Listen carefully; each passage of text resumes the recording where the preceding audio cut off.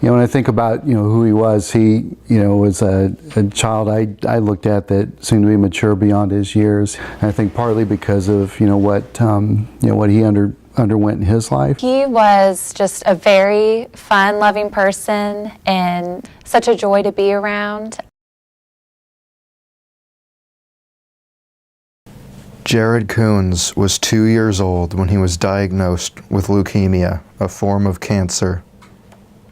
It was the first time our family had been introduced to any type of cancer, on both sides of the family. So for us, it was not only devastating news, but certainly trying to understand, what we were about to deal with.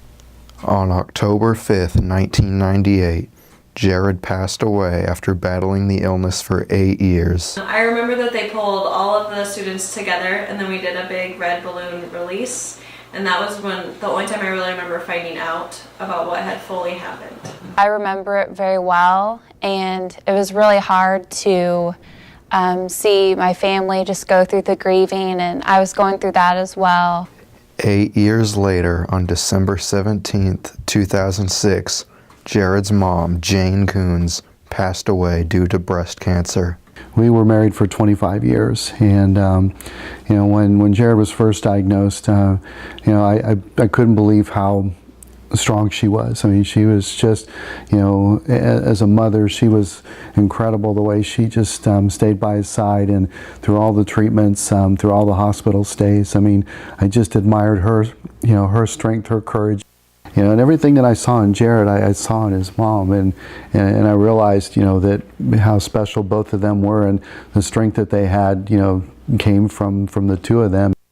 We did a lot of things like typical moms and daughters do. She was a lot like Jared, just incredibly loving, kind, and caring. With the passing of his son and later on his wife, Tom Coones was determined to honor their memory in a very special way. When Jared was diagnosed with leukemia, I got involved with a program through the Leukemia Society called Team in Training. And what that was is we would train to run a marathon, and then you'd raise money for the Leukemia and Lymphoma Society.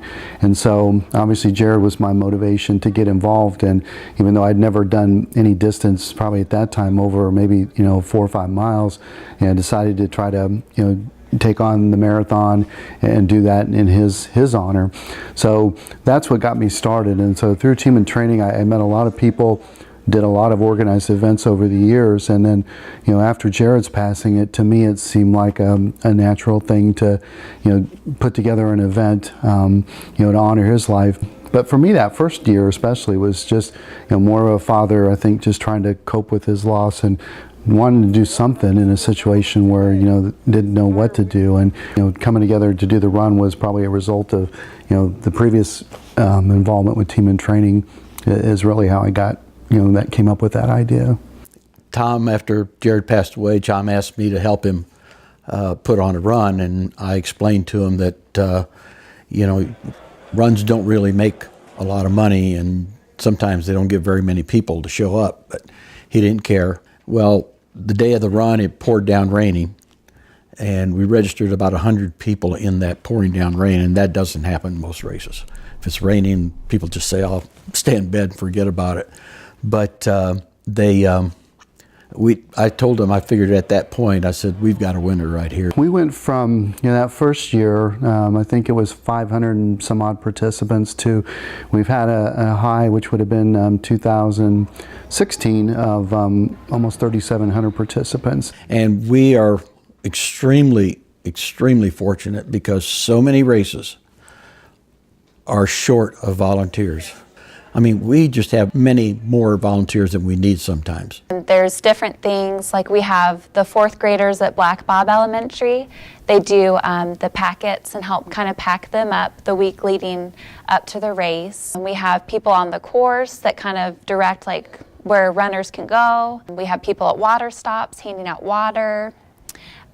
People at the finish line that have water as well, and making sure that things are going smoothly. We try to make sure that we, let the volunteers know how much we, appreciate them. We give them a shirt that it actually says Jared's Crew, so they're part of the crew that, helps with the event. And like I said, we end up, giving them pizza and trying to do things to make sure they know, how important they're, because we couldn't do the event without the volunteers that come out and support us every year. I tell people all the time, we start in February, the race is in October, and you work and you work and you work and you say, oh my gosh, it gets to be September, October, you said, man, are we ever gonna get this done? And race day, you get up there on that podium and there's 4,000, 4,500 people there that you've helped get to that point, and it just gets me every time. It's just so wonderful. I think this is one of the proudest things I've ever done in my life.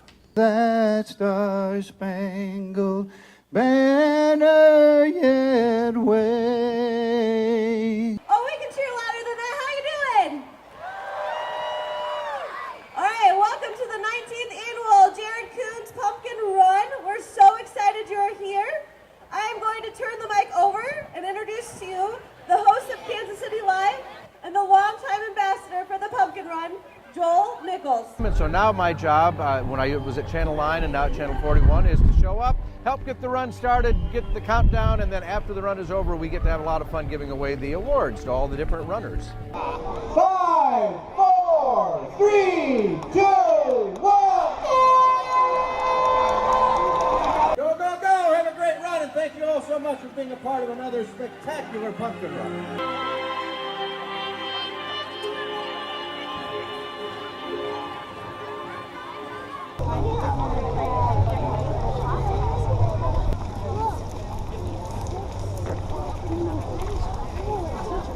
Oh, here it is.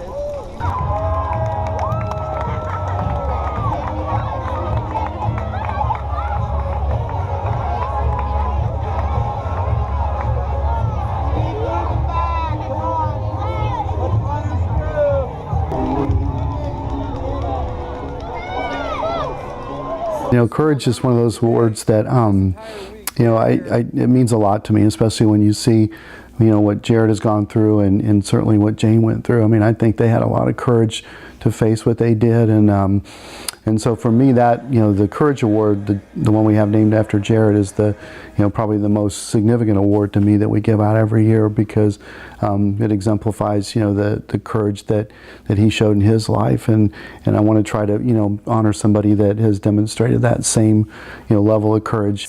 This is our 19th year in the race. Really neat to see all over the years the money that's gone towards like Children's Mercy and the Ronald McDonald House, and just seeing how that's helped other families too. These people are so dedicated that, it's great for all the beneficiaries that we have, Children's Mercy and all of that, and the Leukemia Society and all that. They benefit financially. We benefit so much as a group from knowing what we're doing, and we're 201. We're all just as proud as could be of it. This event started, obviously as a way to, to honor Jared's life, but it's become a lot more than that, because as it's grown, and you look at the community and the committee itself, we've had I guess what I would say is that, I couldn't thank, our planning committee enough for the work that they've done. There are people on this team that care about this event as much as I do, and I think that's been a big part of our success. Starting with Sam Maselli, our race director, who's been involved since year one, and a whole host of people that have been there all along the way. That without them, this simply we simply wouldn't be sitting here talking about preparing for year 20 because of their involvement. So I couldn't thank them enough for their dedication, their commitment to my family.